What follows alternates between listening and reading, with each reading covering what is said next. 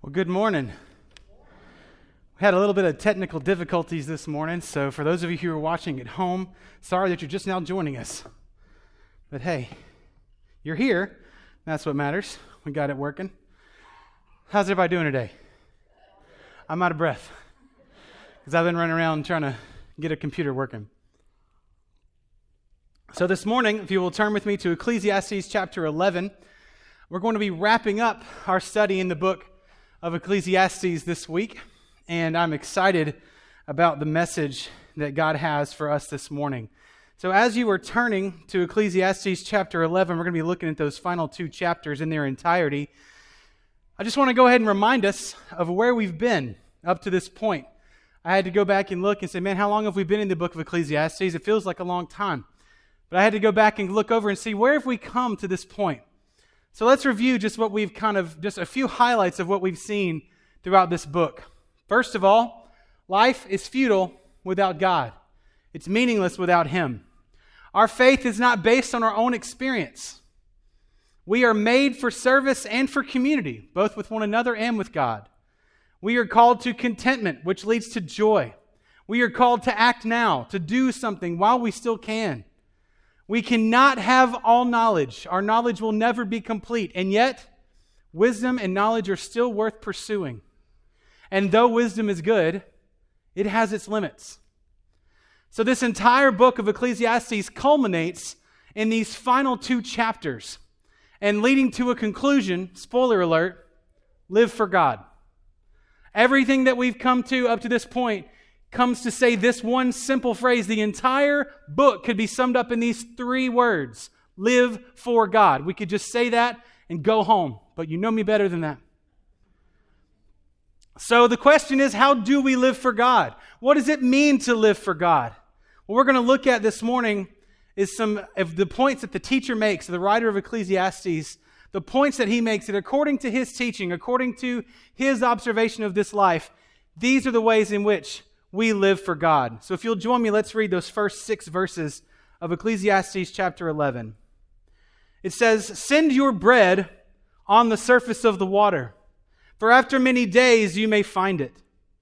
Give a portion to 7 or even to 8, for you don't know what disaster may happen on earth. If the clouds are full, they will pour out rain on the earth. Whether a tree falls to the south or to the north, the place where the tree falls, there it will lie. One who watches the wind will not sow, and the one who looks at the clouds will not reap. Just as you don't know the path of the wind or how bones develop in the womb of a pregnant woman, so also you don't know the work of God who makes everything. In the morning sow your seed, and at evening do not let your hand rest, because you don't know which will succeed, whether one or the other, or if both of them will be equally good." Will you pray with me?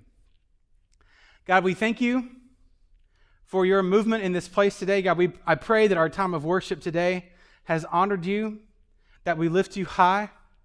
God, I pray more than anything else, God, that the words that come out of my mouth this morning would be yours and not mine, that I would faithfully communicate your word and what message you have for us as a church and for your people today. God, just bless this time, and I pray that you are glorified in everything that we do. In your name I pray. Amen. So let's just look at these first couple of verses here, the first 6. And what we're going to see is this. And I love this word. I had to look it up and make sure that I didn't make it up. We must live venturously. Okay, I looked it up. It's a word. Okay, what does it mean to venture? It means to go out into the world. It means to go out and experience something, to go and do something. Life is a venture. So most of the time we call it an adventure. But we must live venturously. So what this makes me think of is baseball. I know it's interesting. That's probably a weird way to go. And you're going, where's he going with this? Think of it like this. If you are at bat in baseball, softball, wiffle ball, whichever version of this you're playing. If you are at home plate and you've got the bat and the pitcher is pitching the ball and all you do is stand there like this, you never swing. What good are you doing? You're not living venturously. You're not batting venturously. You're not taking any chances. You're in the batter's box and you're standing there and you got the bat, you got the gear on, you look the part and you got the bat, you have everything that you need to hit that ball. But every time the pitch is thrown, you just stand there. One of my favorite movies of all time is a movie called Signs. It's a movie about an alien invasion, but it's also a movie about faith. It's a movie about a man who lost his faith and then finds it again. One of my favorite scenes in this movie, actually I love every bit of it, so it's one of many of favorite scenes.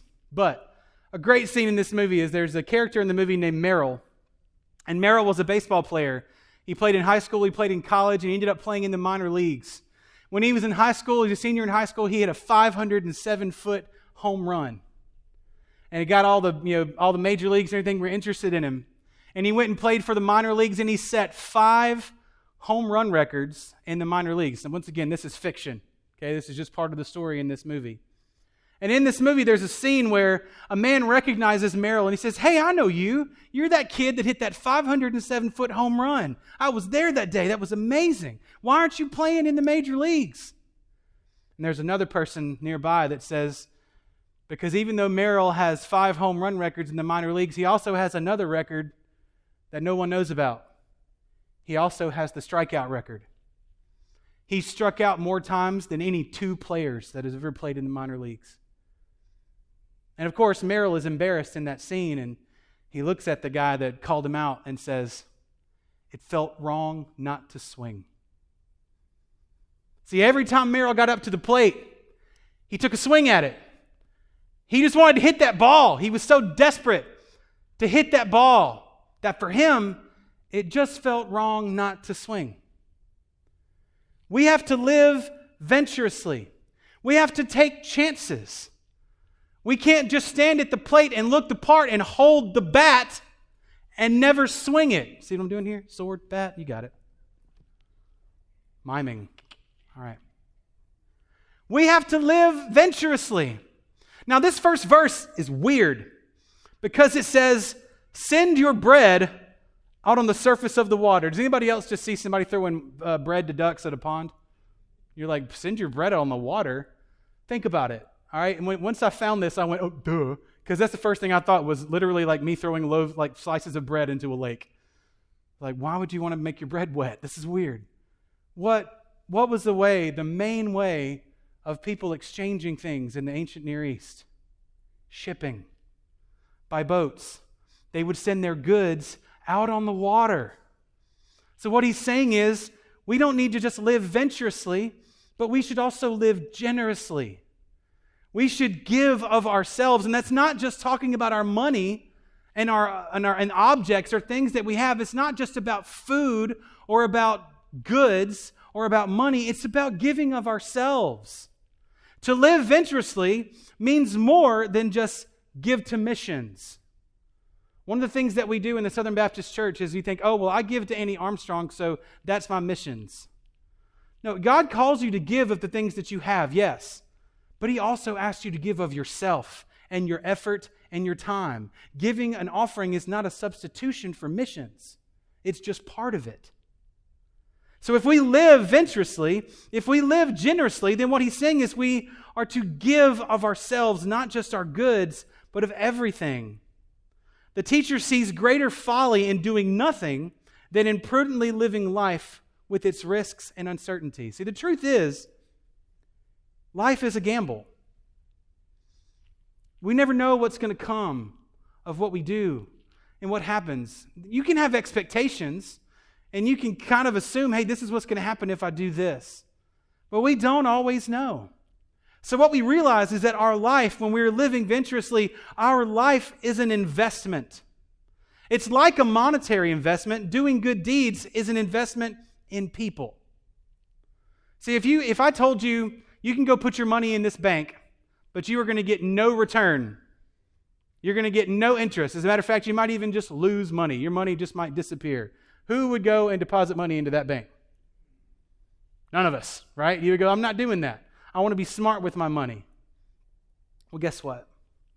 When it comes to living venturously, when it comes to making investments in people, sometimes, as far as you know, you are not going to get that investment back. But it's still worth it. I had a young man that walked into our church on a Sunday morning when I was a youth pastor in Alabama, and this young man's name was Destin. Destin walked in, and he was one of those kids that stood with his back against the wall in the back of the room, and he wouldn't speak to anybody. And I'm going to be honest with you, the first couple of times I spoke to Destin, it was like pulling teeth to get him to say anything. He just didn't want to talk. He didn't really want to be there. His parents made him come. They were trying out a new church. And he really didn't want to be there. But I went and spoke to him a few times, and it was difficult. You know what I'm talking about. Sometimes you talk to somebody and you feel like you're just trying to pull conversation out of a person. It was so much effort, Destin, if you ever see this. He knows. But as I got a little, not frustrated, but just a little flustered of like, wow, this is hard. I was like, you know what? I'm not giving up. I'm going to get through to this kid. I want to get to know him. It wasn't about like I want to change his life. It was just I want to make sure that I make every effort that I can to get to know this kid. So over the course of the next few weeks, I did everything I could to get him to talk. And I got him talking a little bit more. Found out he was really into football and he was really into golf. And we started hitting it off. And you know what? I found out that this kid loved to sing and he wanted to play the guitar. Fast forward a year later, he was my worship leader. As a matter of fact, he was the worship leader at the church where I served. He was the worship leader there. He might even still be doing it right now. He and one of our other students from that youth group, they got married and they're pregnant. They're about to have their first baby. Destin, I told him when I left that church, I wrote him a letter and I said, you are my proof that making an investment is worth it. Because if I had not taken the time, I'm not saying that I did it. I'm not saying it was me. It was God that did it. But I'm saying I made an investment. I made a decision to say I'm going to pour into this kid whether it comes back to me or not. And the truth is, for every Destin, there's 3 or 4 other names of kids that I have poured into that I've gotten nothing back from. But that investment was worth it. And living venturously is worth it. So quickly, let's look at these next couple of verses. Obviously, these verses are in proverb form. So they're a little odd. They're a little different. You have to go through and try to find that meaning in there. So let's look at these real quick. We see that first in verse 1. He's saying, be generous. Take risks. Life is full of risks. Be smart about it. But sometimes you're just not going to know what's going to happen, but it's worth taking the risk. And then in the latter half of verse 2, he says, we don't know what tomorrow will bring. So what he's saying is hearkening back to the rest of that. You don't know what disaster may happen on earth. So in other words, do what you can while you can. You don't know when this is all going to stop. You don't know when this is all going to end. Then in verse 3, he basically says, what my mom told me that my grandmother used to sing to her all the time was, Que sera, sera. What will be, will be. What's going to happen is what's going to happen. You can't control that. So live venturously. Live generously while you still can. We're not in control of our circumstances, even when we anticipate them. So do what you can while you can. Then verse 4, he says, one who watches the wind will not sow. In other words, don't procrastinate. What are you waiting for? One of my favorite bands in high school had a song called A Certain Shade of Green. And I would sing that song all the time. Like, what are you waiting for? A different shade of green? The light is green. Just go. What are you waiting on? Don't procrastinate. Reward will not come to the waverer, to the person who just kind of so, I might not. No reward is going to come from that. No reward comes when you don't take risks. And then in verse 5 says, just as you don't know the path of the wind or how bones developed in the womb of a pregnant woman, so also you don't know the work of God who makes everything. So he's saying, the teacher reiterates our lack of understanding and our lack of control in this life. And he's hearkening back to verse 4, urging us to action. Edgar Jones wrote, lack of complete knowledge is no excuse for inactivity. Lack of knowledge is no excuse for inactivity. Well, I don't know what to do, so I'm just going to do nothing. No, do something. Do something now. If you were working, if you had a job and you didn't exactly understand your instructions, would your boss be happy to come and find you just sitting there going, I didn't know what to do?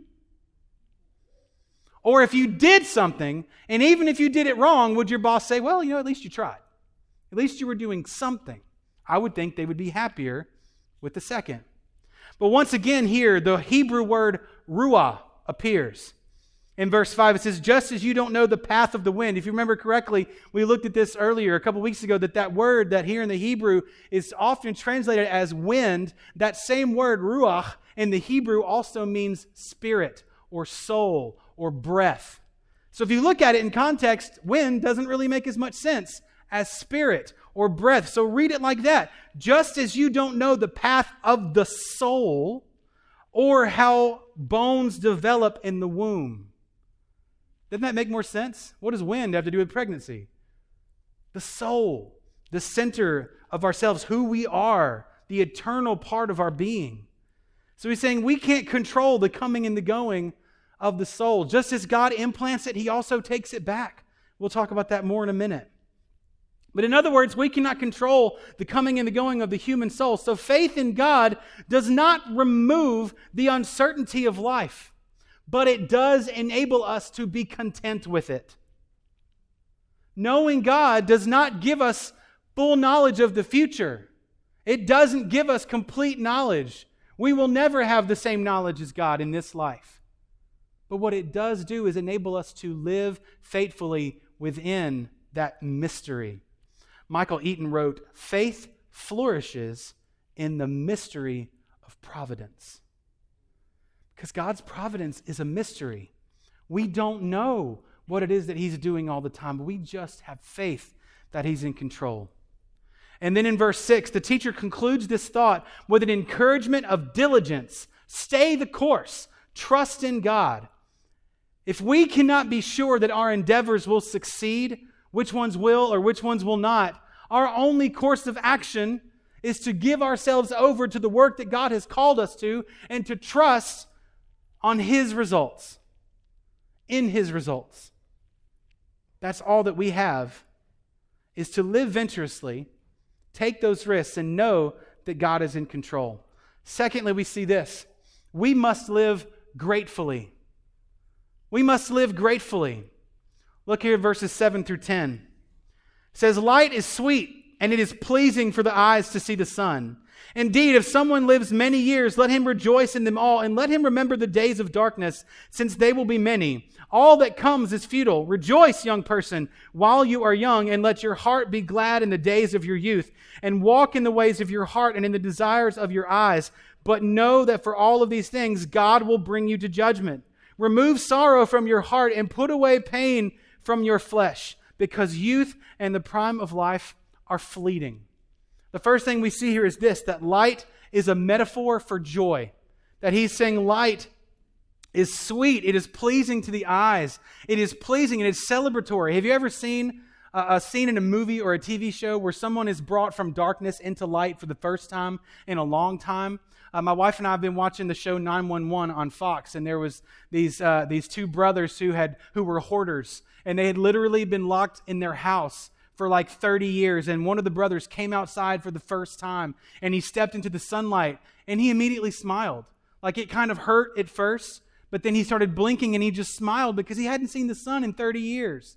And I've seen various scenes in movies where you see something like that. There is something about coming from darkness into light that is exciting and celebratory and pleasant.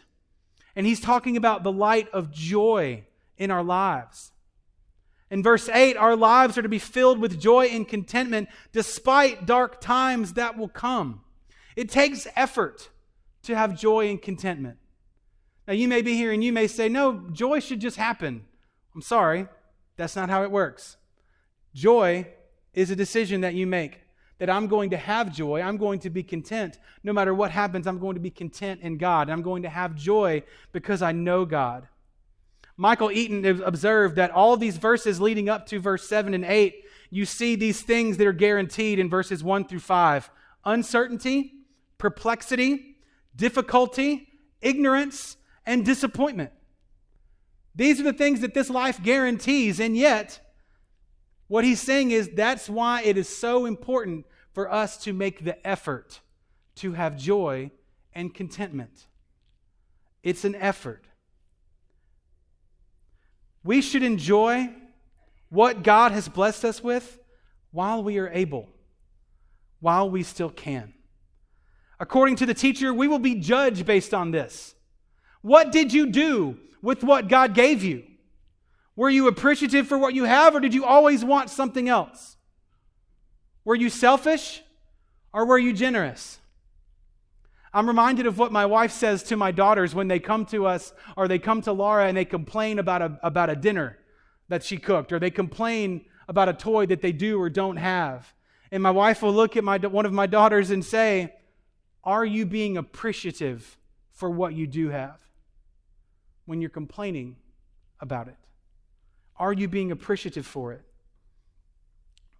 Charles Spurgeon said this, "It is not how much we have, but how much we enjoy that makes happiness." It is not how much we have, it's how much we enjoy that makes happiness. Now you may say to yourself, Brian, my life is not a blessing. My life is a curse. I'm sorry to tell you, but you're wrong. Life in and of itself is a blessing. The fact that you woke up this morning and took a breath is a blessing. The fact that your eyes are perceiving the world around you at this very moment is a blessing. The fact that we are living at all. The circumstances of our life are a result of the fallen world in which we live, not in God's intentional doing. God didn't say, I don't like this person, so I'm going to make them crippled. Or this person did something wrong, or their parents did, so I'm going to make them blind, or mute, or unable to understand. The things that affect us in this life are not a direct result of God's punishment. They're a direct result of man's fallenness. You may say to yourself, my life is not a blessing, it's a curse. I'm sorry, that's wrong. Take into consideration a man who has no physical function or control over physical function of his body, and yet his mind is completely alert and able to perceive, but he just can't express it anyway. Are you willing to look at me and tell me that man's life is not worth living? That the life that is within him is a curse and not a blessing? If you are, then let's talk. But I'm pretty sure you wouldn't make that argument if it was someone that you loved, someone in your family, your child, your brother. That is a gift. Life is a gift, and we are to be grateful. But how do we live grateful lives full of joy and contentment? Well, what do you know? He told us. How do we live grateful lives? Be aware of your inside and your outside. So look at verse 9. First, follow your heart and your eyes, but don't miss the last line. Because if you took this out of context, here's what you hear. Rejoice, young person, while you are young, and let your heart be glad in the days of your youth. Walk in the ways of your heart and in the desires of your eyes. YOLO. Go live it up. Go party. Nope, you stopped too soon. Read the whole verse. But know that for all these things, God will bring you judgment. So in other words, do the things that your heart wants to do, but remember that you're going to be judged for it. Remember that God is watching. God knows what decisions you are making. Think about heart and eyes. The heart is internal and the eyes are external. You see something that you like and you go for it. It reminds me of when I would go to Six Flags in high school. We would go on youth trips, and it was always funny to me that we'd be walking like in a line, shoulder to shoulder, and if anybody in that line saw a ride or something they wanted to go to, they would be walking and they would just immediately start going that direction, and they would run into people in that line, and they would just naturally start to move. It's like, oh, I guess we're going over here, right? It's funny how that works. Your eyes see something that you want, and you're just like, okay. He's saying, go after the desires of your eyes. Pursue what your heart wants, but remember that you're going to be judged for it. So pursue things that are good. Pursue things that are righteous. Like in Philippians 4:8, when Paul said, whatever is good and holy, think about those things. Pursue righteousness. So don't miss that last line. So the first thing we have to do is we have to keep in mind our inside and out and follow the desires of our hearts and our eyes, but remembering judgment. And then secondly, I love this word. Remove vexation from your heart. What is vexation? What does it mean to be vexed by something? It means to be angered or irritated. You ever heard somebody say, what vexes you? Not a word we use a whole lot today. But what vexes you? A lot of things used to vex me. Pop music used to vex me. In high school and in college, I would get into arguments about why pop artists were terrible and only indie rock was what you should listen to. Only that was real music. Quit listening to that pop music and gangster rap. Like I would just put my soapbox down and stomp on it. And then one day it just hit me. You are wasting your breath. Why does it matter to you so much? Just let people like what they like and go about your day. You're getting all worked up about nothing. Dear internet, please learn this. Now that I have, if you could go back far enough, if you could go find my Facebook page, and if you could go back about 10 years, you would find some things that would probably make you go, what? Because I would just complain about stuff. The internet was my place to complain. And then I realized, my wife was like, you're a youth minister. Maybe you shouldn't be maybe the things you put on Facebook should be things that are uplifting and not just tearing people down and complaining about stuff. I'm like, oh, you got a good point. So the Hebrew word that appears here is the word ka'as, which in this verse means irritability, or anger. So what vexes you? So what he's saying is remove the things in your life that vex you. Remove the things both on the inside and the outside. So remove your physical limitations that are keeping you from following God, and remove the emotional limitations, the inward limitations that are keeping you from serving God. Be aware of your inside and your outside. That's how you live a life of joy and contentment. And next we see this, verses 1 through 12. We must live intentionally. And I just realized I've left a word out of that. So we must intentionally, but we must live intentionally is the intention. There you go. Look at chapter 12, verses 1 through 12. So remember your Creator in these days of your youth. Let me stop here. I want you to pay attention to this as we read through it. First of all, pay attention to the repetition of the word before. Also, pay attention to the fact that verses 1 through 7 is one sentence. It's like reading the Constitution. It's one run-on sentence. Also, it's a poem that is mirroring the stages of life. Pay attention to those three things. So remember your Creator in the days of your youth, before the days of adversity come and the years approach when you will say, I have no delight in them. Before the sun and the light are darkened, and the moon and the stars and the clouds return after the rain, on the day when the guardians of the house tremble and the strong men stoop, the women who grind grain cease because they are few, and the ones who watch through the windows see dimly. The doors at the street are shut while the sound of the mill fades. When one rises and the sound of a bird, and all the daughters of the song grow faint. Also, they are afraid of the heights and dangers on the road. The almond tree blossoms, the grasshopper loses its spring, and the caperberry has no effect, for the mere mortal is headed to his eternal home, and mourners will walk around in the street. Before the silver cord is snapped, and the gold bowl is broken, and the jar is shattered at the spring, and the wheel is broken into the well, and the dust returns to the earth as it once was, and the spirit returns to God who gave it.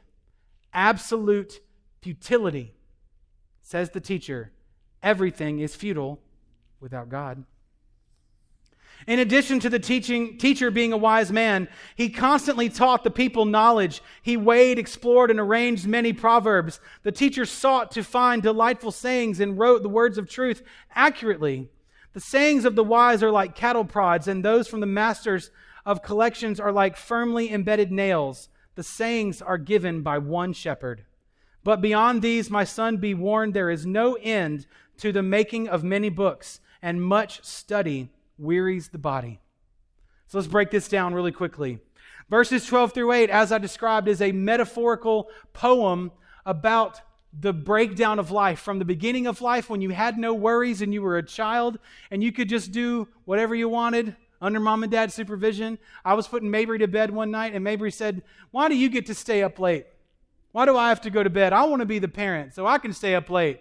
And I was like, that's fine. You can also pay the bills and go to work. And she went, oh, never mind. Back when you were a child, when you didn't have those responsibilities, but then the hardships of life came. So he's saying before that, remember your Creator. The word before is repeated 3 times. And it's every time it's hearkening back to the first part of that verse. So in verse 1, it says, before adversity comes, remember your Creator. Remember God. Before the sun and moon are darkened, remember God. Remember your Creator. Before the dust returns to the earth, remember your Creator.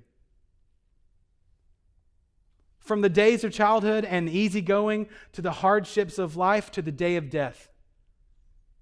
The return to dust mentioned in verse 6 is the opposite of Genesis 2:7, when God breathed life into the dust to make man. Remember that? And then what does Ecclesiastes say we do? We go back to dust. Just as I mentioned before, the same soul, that same life-giving entity that God places within us to make us man, He also takes back and we return to dust. We return to the earth. All of it, he says in verse 8, is futile apart from God. It means nothing without God. So live for Him. And then in verses 9 through 12, in these verses, we see it's no longer the teacher writing. Someone else steps in and gives the conclusion to this book. So it's someone writing about the teacher, and they're making a point about what the teacher did, that the teacher lived his life intentionally, that the teacher pursued wisdom. He had a purpose, and then his purpose became to share that wisdom with the world. So the second writer here is telling us to live intentionally as the teacher did. This section tells us that he did that. Edward Curtis explained that a goad is a stick used to prod animals in a particular direction. Your translation that you're reading along with me, yours may say goad. It's a weird word. We don't really use that anymore, and that's why I need to explain. But some of you, as in the translation that I just read from here, it says cattle prod. We're pretty aware of what that is. But a goad or a cattle prod is an instrument used to get a herd moving in the right direction, or an animal, right? To probe them in the right direction. And what Edward Curtis is saying is that that's what God's word is for us. It's our probe to move us in the right direction, to push us towards obedience, to provoke obedience in us. So Daniel Estes observed that the goad represents the wise sayings that lead us towards righteous living, but then the nail in this verse represents the stability that God's truth provides. Because what do you use a nail for? To put something in place so it'll stay there. And then at the end of this verse, we see the shepherd. He says, but this instruction is given by one shepherd. What this is representing is God. He's saying there's one person who directs our lives. There's one person who directs what we do, and it's God. Proverbs 2:6, for the Lord gives wisdom. From His mouth come knowledge and understanding. And then Job said in Job 28, in verse 23, but God understands the way to wisdom, and He knows its location. He also says in verse 28, He said to mankind, the fear of the Lord, that is wisdom, and to turn from evil to understanding. The truth is, we see in verse 12, some questions are just unanswerable. We can look at things from every possible angle and still come up with nothing. There are things that we just don't understand. But this is not a condemnation of intellectual pursuit. He's not saying don't search for wisdom. As we've already said, wisdom is good and we should seek after it. So he's not saying don't try to be smart, don't try to understand, but rather it's a warning against being consumed by the understanding of something. There's a show on the History Channel that I started watching, and I initially started watching it because it was something just to play in the background while I wrote papers, because I just can't sit in silence all the time. I have to have something going on. And there was this show called The Curse of Oak Island on History Channel. I started watching it. I just let it play in the background, but I ended up getting sucked in. And it's about these people on an island in Canada, and they're convinced that treasure was buried on this island sometime years ago, possibly in the 1600s, but nobody knows where it's buried. It's basically about a treasure hunt. And these men and I have become obsessed there's all these little clues of like, there is treasure on this island. We just cannot find it. They find all this stuff from periods throughout history that should not be on this island in the middle of nowhere in Nova Scotia. So they're searching for it, and they're obsessed with it, and they know it's there. I'm not condemning what they do at all. What I am saying is that the teacher in this moment is warning us against the pursuit of wisdom becoming more important to us than the pursuit of God. He's saying, remember, beyond these, my son, be warned. There is no end to the making of many books, and much study wearies the body. Don't be consumed by the unknowable. If you come across an unanswerable question, then just give it over to God, and you can continue to ponder it, but don't become obsessed with it. Charles Spurgeon, quoting him once again, said, "The would-be wise man will make his study a prison and his books the wardens." Wow. Don't be consumed by the unknowable. Live intentionally. And then finally, we must live fearfully and obediently. Read verses 13 and 14. When all has been heard, the conclusion of the matter is this: fear God and keep His commands, because this is for all humanity. For God will bring every act to judgment, including every hidden thing, whether good or evil. Now, the interesting thing about this passage is this is the first time in the entire book of Ecclesiastes that the teacher has mentioned God's commandments. So you could look at that in one way and say, well, he never mentioned it. It must not be the important. Or maybe he just saved the best for last. Maybe he just saved that as a sucker punch to go, hey, you know all this stuff we've been talking about, all this wandering and pondering, and is life futile or not? Bottom line is, fear God and do what He instructs you to do. Keep His commandments. The fear of God is the realization and the recognition of God's unchanging power and justice. Fearing God does not mean fear of consequences. Fearing God does not mean fear of what He's going to do to you if you don't listen to Him. The fear of God is the respect of God as who He is, to recognize Him for the power and the justice that He holds. I've mentioned it over and over again, and I'll keep saying it because I can't stop reiterating this enough, because I know that there are people who don't understand that they read the phrase the fear of God and they think, oh, I should be afraid of God. No, you should respect God and you should want to please Him, like I feel about my parents. If I did something right now that was deplorable, that I knew would make my parents upset, I wouldn't be afraid that they would ground me because I'm 38. If they said you're grounded, I'd just go, no, I'm not. I fear and respect my parents, and I want to honor them. I fear and respect God, and I want to honor Him. Are they hovering over us? What is that? Like, move on. It's weird. For those of you at home, there's a jet flying by. There you go. Apparently he needed to circle us for a second. So we see this. The fear of God is both the beginning and the culmination of wisdom. He's the beginning of wisdom, and He's the end of wisdom. Proverbs 1:7 says that. The fear of God is the beginning of wisdom.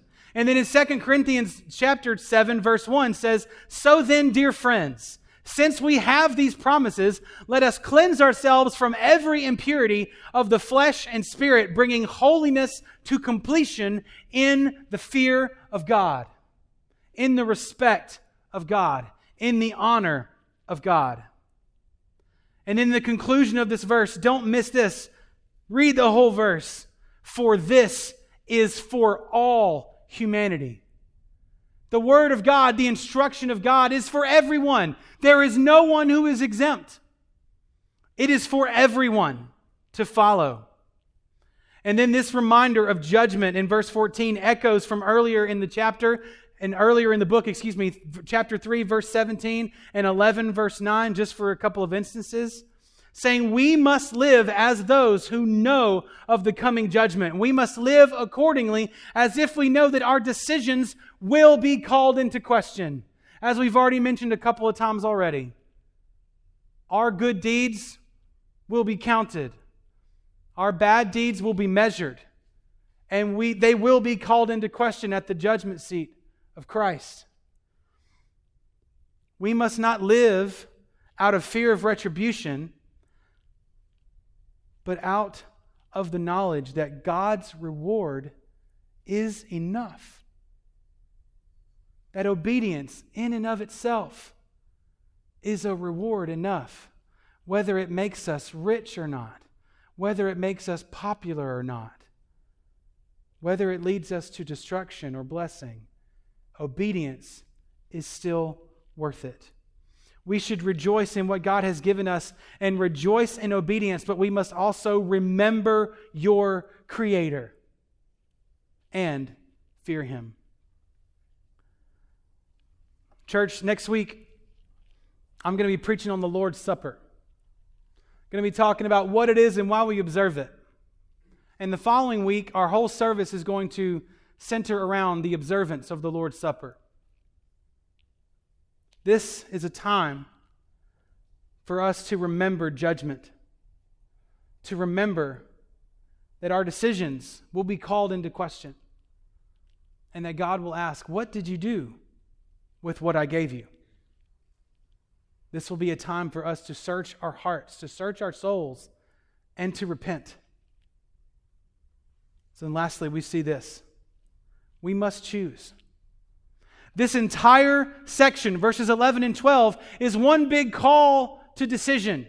It's one big invitation. The whole section is a sustained call to decision presented in such a way as to call attention to the nature of that decision. In other words, we must respond to God without delay, in wholehearted faith, whether life is adverse or comfortable, for we are marching towards the day of our death. We must choose a life lived for God or a life of futility. Which is it going to be? Because only those things that are done for God are going to last. Because life is futile without God. Will you pray with me?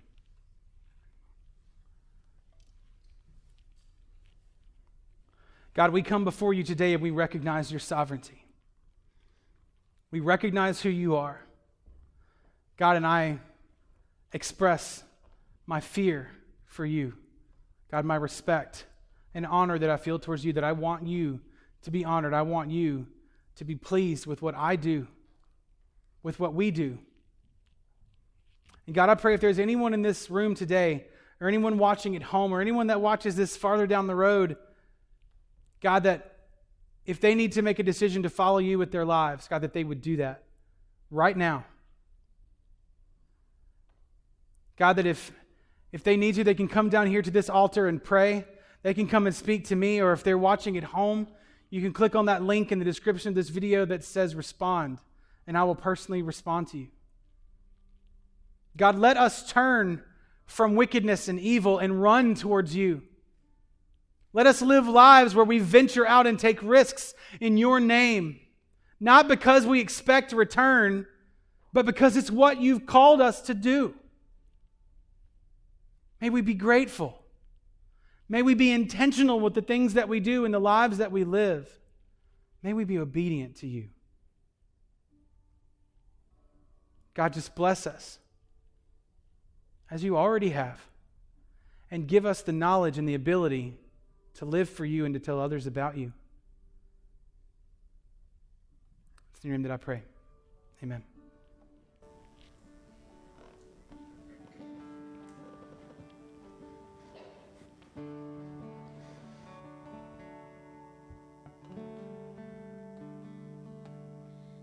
Do you feel the world is broken? Do you feel the shadows deepen? Do you know that all the dark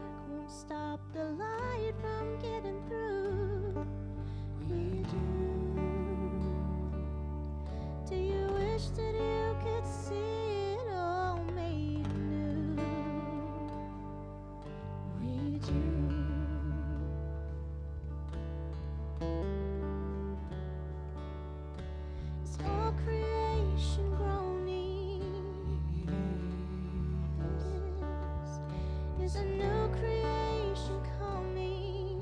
It is the glory of the Lord to be the light within a mist. It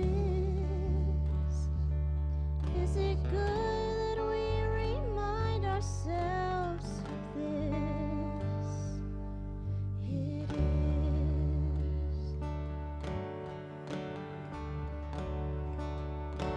is anyone worthy? Is anyone whole?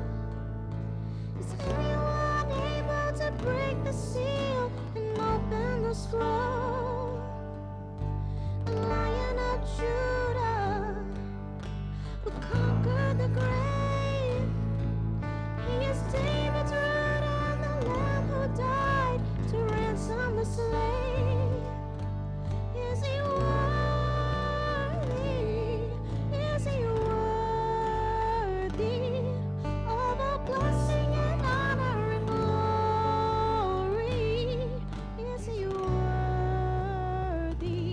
of this? He is.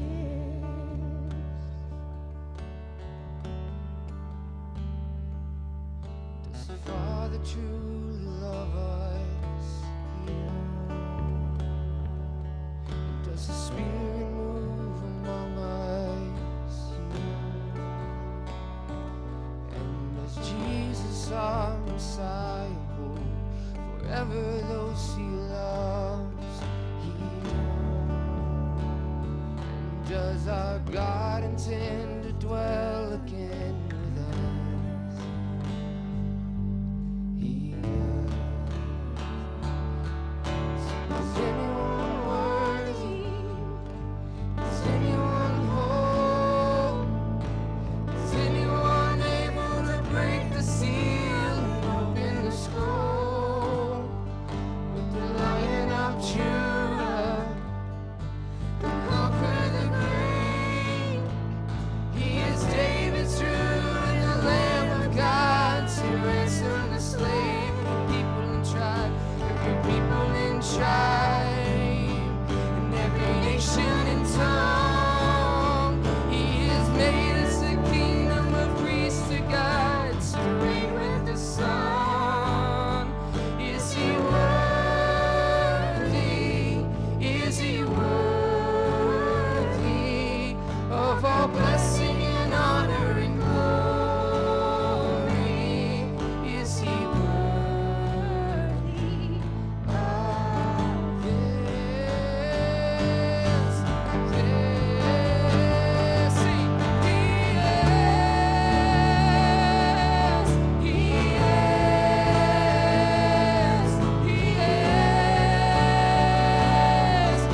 is. He is worthy. He is worthy. He is worthy of all blessing and honor and glory. He is worthy of praise. Sing it. He is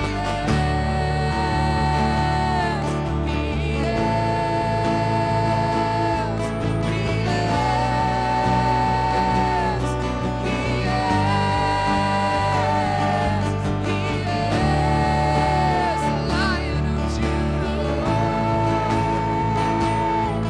He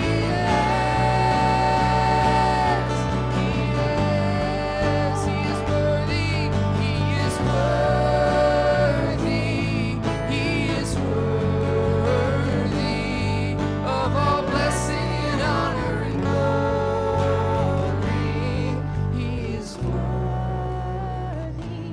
of this. Let your people confess.